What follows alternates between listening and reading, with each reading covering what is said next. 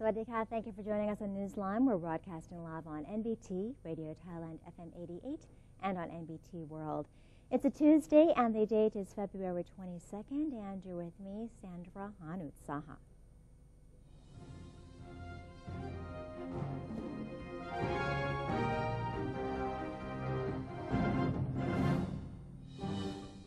Welcome to today's segment of Thailand Moves Forward. In our first story for today, the Deputy Prime Minister for National Security has been scheduled for official visits to Russia and the Republic of Belarus from today to February 27th.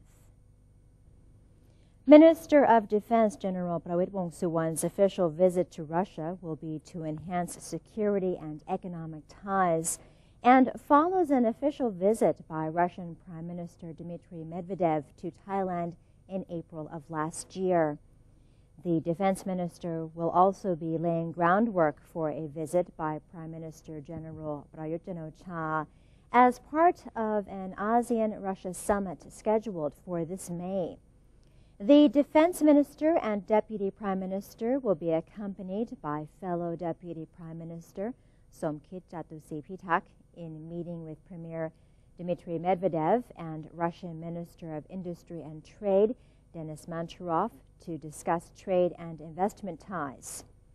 The officials are also to meet with Russian Defense Minister General Sergei Shoigu and Deputy Prime Minister Dmitry Rogozin to discuss military and security relations.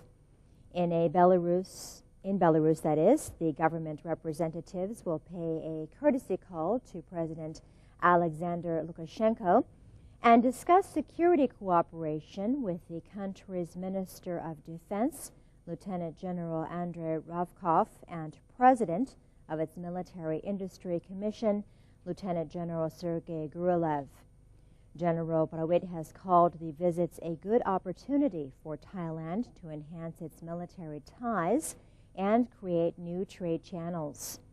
He said relations that lead to mutual benefit are integral as the world economy is in a state of volatility.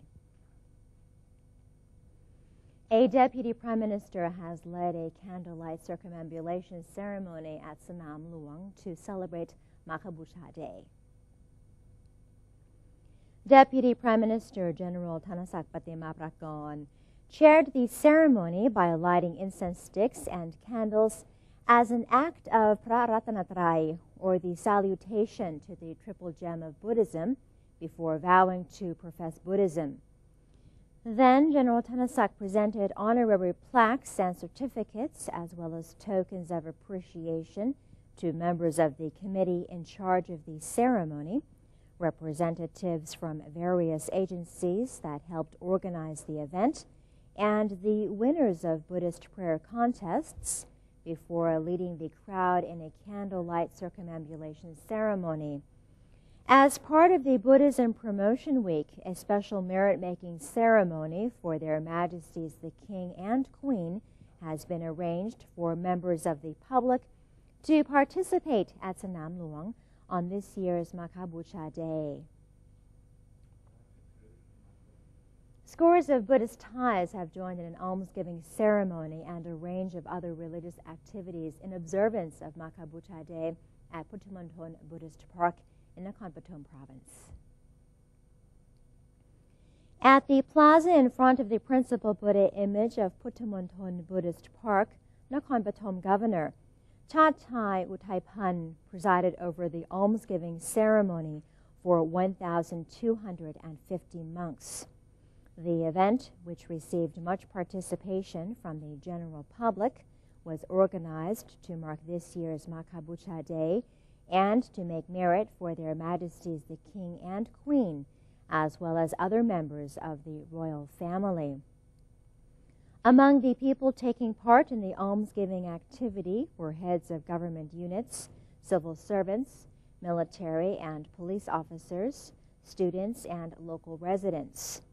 The event was part of the Buddhism Promotion Week held by the National Office of Buddhism from February 18th to 22nd. Later in the day, Privy Councillor Ampon Senarong officiated for His Majesty the King at the candlelight procession within the park. A holy stanza was then chanted by Somdet P'ra Maharachamangkalajาร, Acting Supreme Patriarch of Thailand, followed by Dharma talks, that is, by respected monks.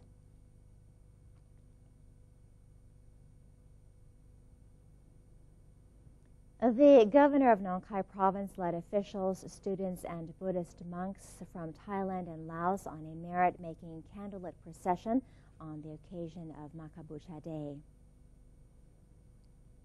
Nong Khai Governor Suchad Nopawan led the Buddhist ceremony at Po Chai Phra Aram Luang Temple, where residents gave alms to 89 monks and conducted a candlelit procession around the temple's main hall.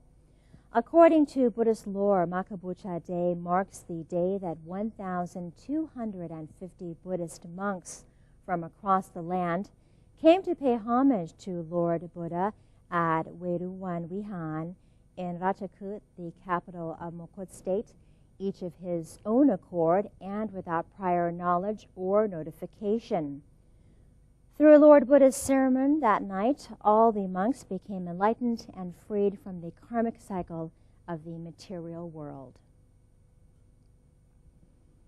Agriculture and Cooperatives Minister General Chachai Sarikanya has clarified the ministry's agricultural reform policy while emphasizing continuous assistance for the drought-affected farmers. General Chachai said after a seminar that the ministry would reform the agricultural sector by reducing costs of production while increasing the competitiveness of Thai produce. The reforms would also occur in the fields of management and marketing. During the seminar, the ministry's executives shared their knowledge and experience for concrete implementation of the reform policy and effective solutions to farmers' problems. As for the current drought situation, the minister said he had instructed all departments under the ministry to continuously assist the drought-affected farmers. General Chachai expressed his confidence that most people were satisfied with the government's assistance for the farmers. Officials have called on rubber farmers to quickly register for state assistance funds as the program will end on February 29th. Acting Governor of the Rubbery Authority of Thailand, Chao Song Awut, has indicated that payments to rubber farmers that began on December 28th of 2015 will soon come to a close.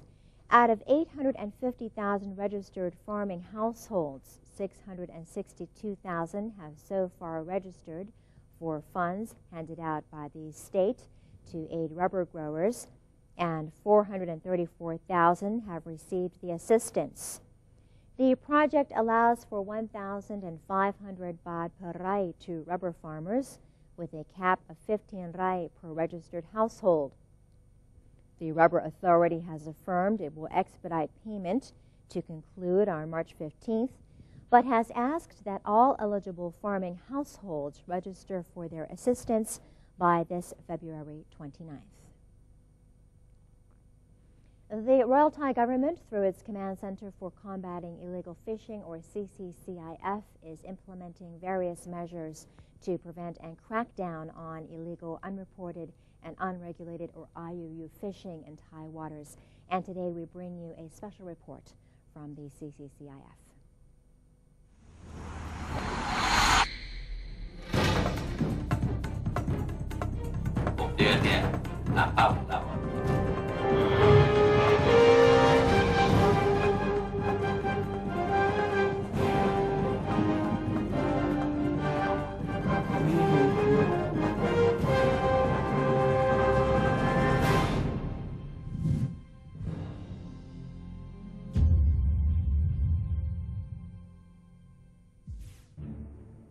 Foods derived from abundant natural resources of Thailand are one of the ability to feed the world population.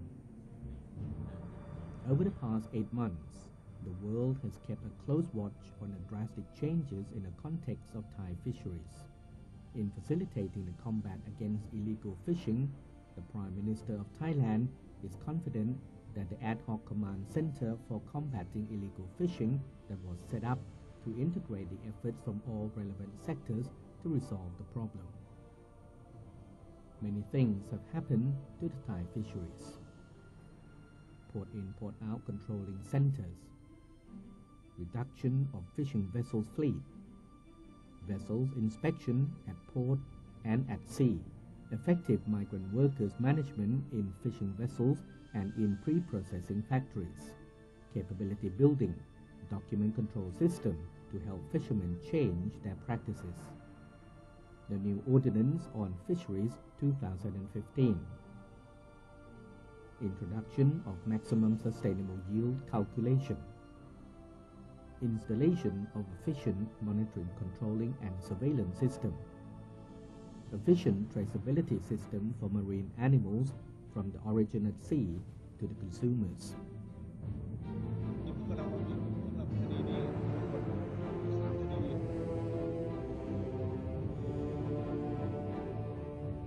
Strict law enforcement as well as the labor support. Fisheries in Thailand are very diverse, and artisanal fishery is one way of maintaining the balance, whereby the new rules and regulations are being introduced effectively.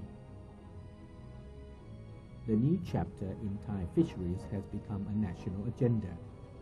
All fishermen are playing significant parts in the transformation in recognizing the needs to conform to the rules and regulations together, with the support from the international community that has led to the desire to be a great fishing population of the world.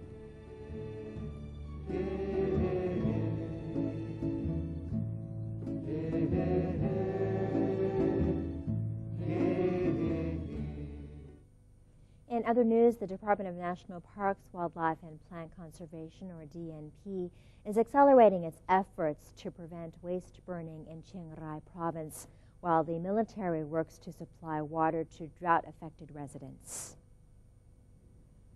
Commander of the Military Development Unit 35, Colonel Damrong Kongdet, dispatched water trucks to distribute water to villagers in Pa Sang subdistrict of Wieng Chiengrung district.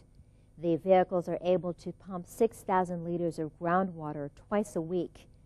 As for the prevention of wildlife and haze in the province, authorities reported that between February 1st and 20th, a total of 95 wildfires hotspots were detected in Chiang Rai, and another 10 were detected in Phayao province. The DNP has created public relations material in the various languages of indigenous tribes in the region to persuade local tribes to refrain from burning. On the 9th of July 1981, the Surin Islands in Phang Nga province became the 29th National Park of Thailand. It is a set of pristine islands with no hotels or shopping and features some of the clearest water found in the kingdom. NBT correspondent Joel Gershon took a trip to the islands to learn more and brings us this special report. Mu Ko Sarin in Phang Nga province is a national park that is open from the beginning of November till mid-May each year. It's said to have the best snorkeling in all of Thailand, as there are about 30 meters of underwater visibility. The powdery sand beaches are spectacular, but because it's a national park that's meant to be kept pristine, there are no luxury hotels. If you want to stay overnight here, you need to camp or stay in one of the limited bungalows that are available. There's only one restaurant where everyone eats, and there are no cars or even motorbikes. This is where people come who want to be in touch with nature and swim among the wide variety of fish and sea life. Unfortunately, though, much of the coral has been bleached over recent years due to the warmer temperatures because of climate change. But the underwater world is still fascinating, and it's not unusual to see a huge turtle or a baby shark. Such a nice place, like paradise. It's beautiful. White salt and beautiful water. It's a place to be. It's a place to be. The easiest way to get to Ko Sarin is to first go to the town of Kuraburi in Phang Nga and take the speedboat across. Here's Tom from the tour company Tom & Am, who has lived in Kurrabury for many years and has seen Koh Sarin become popular over time. Surin is the best of Thailand for snorkeling, and national park is a good protect the nature. They don't cutting more the tree. They don't want building more bungalow, and the sand and the sea is the water is so clear.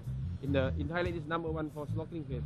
If this wasn't a national park, I mean, I could imagine like a 5-star hotel here, and you know, it's the only place that's accessible to normal people like us that aren't going to spend $500 a night, and we can come and enjoy this spectacular nature. So welcome to paradise. I'm working at Surin Island as a government ranger. My duty is to take care of tourist safety. The national park at Surin Islands has been operating for 30 years. There are altogether 5 different sized islands. Most of the visitors are foreigners such as French, Italian, or Korean. The number of tourists per year is around 20,000 to 30,000 visitors. This place is beautiful with a great biological diversity. There are more than 100 types of fish. I'd like to invite you to visit this place. It feels like a private island, not too congested. And while it's not necessary to book in advance, it's recommended that visitors first check out www.dnp.go.th and make a reservation. It may not be one of Thailand's most popular beaches, but it certainly is one of its most beautiful. For MBT World, this is Joel Gershon. Thank you to Control for that report, and that's the end of today's edition of Thailand Moves Forward. Up next in ASEAN News, the National Food Institute has a bright forecast for Thai food exports to CLMV markets. But first, here's a look at the exchange rates and the commodity prices.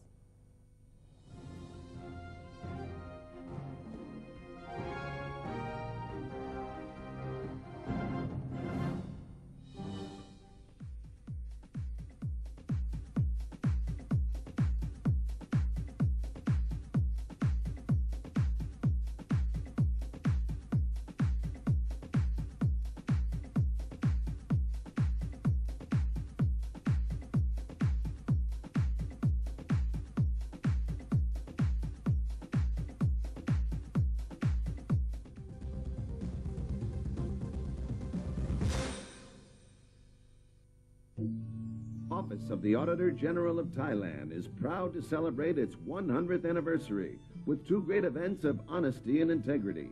The 50th meeting of the ASOSAI Governing Board, followed by an international symposium on national integrity system, will be held February 15 to the 19th, 2016 in Chiang Mai Province. The people of Chiang Mai and the Kingdom of Thailand extend their greatest wishes for a successful and fruitful week of exchange and collaboration. Pad Thai, created from Thai wisdom, used to be served on banana leaf, and the banana tree is used for practicing Muay Thai. Muay Thai was trained in the temples, which can be found on the mountains, in the caves, or on the water, everywhere, just like Pad Thai. There are thousands of other stories to discover. Discover your amazing stories in amazing Thailand.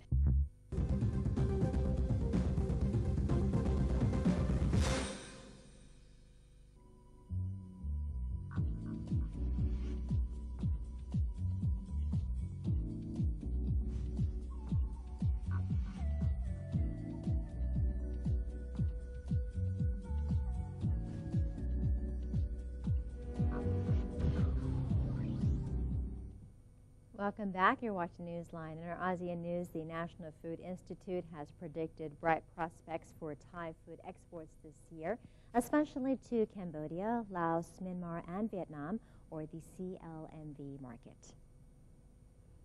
According to the National Food Institute of the Ministry of Industry, an economic assessment conducted by the International Monetary Fund on the CLMV indicated that their GDP growth this year is likely to accelerate.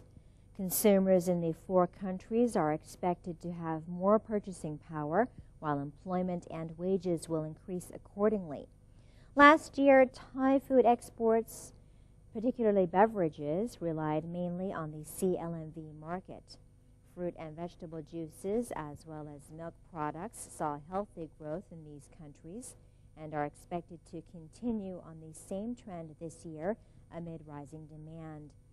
The Institute pointed out that the strength of Thai food products is their high quality and standards, which will help maintain their popularity in the CLMV market. For small and medium-sized entrepreneurs looking to export their goods to the neighboring countries, the Institute suggested they begin by experimenting with smaller markets along the borders before penetrating larger ones in major cities.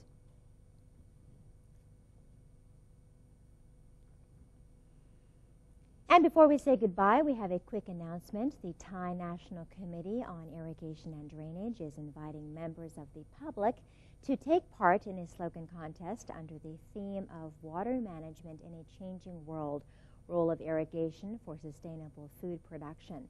The slogan needs to be in both English and Thai and should be sent to sloganwif2016@gmail.com no later than February 24th of 2016. Now, the winner will be announced on February 29th of 2016 and will receive 20,000 baht in prize money along with a certificate. For more information, please visit worldwideweb.rid.go.th/ThaiCID/. And that's it for today's edition of Newsline. For any comments or suggestions, please feel free to email them to us at newsline.nbt@gmail.com. You can also follow us on Facebook by typing in NNT and have a look at our website at thainews.prd.go.th/en. Today we say goodbye with footage of an eagle rescued by wildlife enthusiasts being released in Portland. For Newsline, I'm Sandra Hanu Saha. Have a spectacular day. Sawadee ka.